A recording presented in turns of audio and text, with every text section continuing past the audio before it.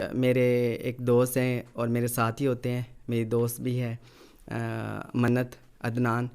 تو پہلے اس کا تبلیغ میں وقت لگ چکا تھا، تو اس نے مجھے جو ہے نا بتایا کہ ایسے ایسے ہم تبلیغ میں اللہ کے راستے میں جاتے ہیں اور ایسے لوگوں کو اللہ کی طرف بلاتے ہیں، نماز وہاں جا کے پڑھتے ہیں اور دینی کام ہوتے ہیں، دین کی سمجھ لگتی ہے.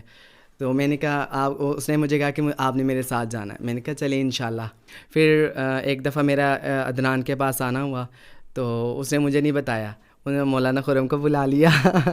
مولانا آئے تو مولانا نے آ کے کہا جی دعوت دی مجھے. میں ان کی ذات سے جو ہے نا بڑی انسپائر ہوئی کہ نہیں، جیسے پہلے سنا تھا کہ مولوی ایسے ہوتے نہیں، مولانا تو ماشاءاللہ بڑے پولائٹ اور بڑے پیار سے انہوں نے بات کی. اور عالم کو میں نے کہا مولانا میرے پاس ٹائم نہیں ہے، 3 دن تو نہیں ہے، پھر 2 دن ہے میرے پاس. مولانا نے کہا کہ آپ 2 دن ہی دیں.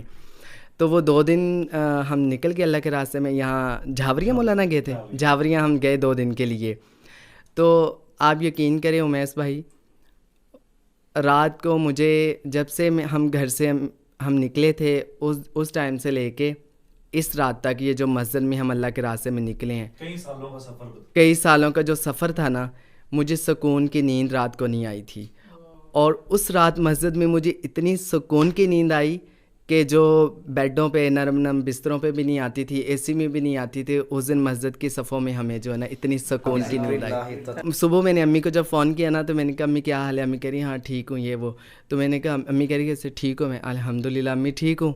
تو امی نے مجھے آگے سے کہا کہ آج رات جب سے تم گھر سے نکلے ہو، آج رات مجھے چین کی نیند آئی ہے. یعنی جو وہ سفر بتا رہے ہیں کہ اتنے عرصے میں مجھے کبھی سکون کی نیند نہیں آئی تھی، اتنے ہی عرصے میں والدہ محترمہ کو بھی سکون کی نیند نہیں آئی.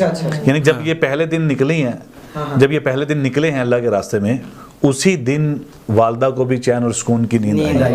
وہ یہ بتانا چاہ رہے ہیں.